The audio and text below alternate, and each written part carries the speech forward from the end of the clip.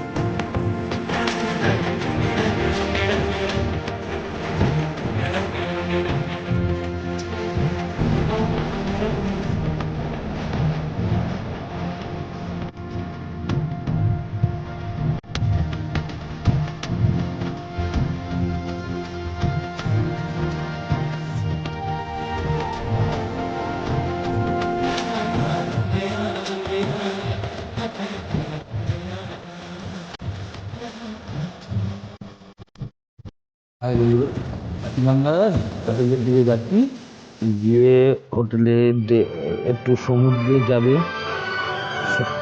সমুদ্রে গিয়ে বাচ্চারা একটু স্নান টান করবে, তো তাই যাই।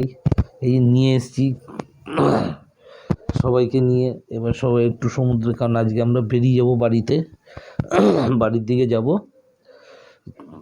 বেলাও হয়ে যাচ্ছে, একটু তাড়াতাড়ি বেরোবো, আমাদেরও তো কাজ আছে ওদিকে। বেরিয়ে বাচ্চাদের নিয়ে, এই যে এক একজন এক এক রকমের। আবার এই যে বাচ্চাদের নিয়েছি, চল চল, এদের নিয়ে বেরোলে যে আনন্দ তো বলে বোঝানো যাবে না। এখন গিয়ে আমরা সব যাব, গিয়ে হচ্ছে সমুদ্রে নামবো, তারপর আপনাদের সমুদ্র দেখাচ্ছি। এরপরে সমুদ্রে বাচ্চাদের আনন্দ।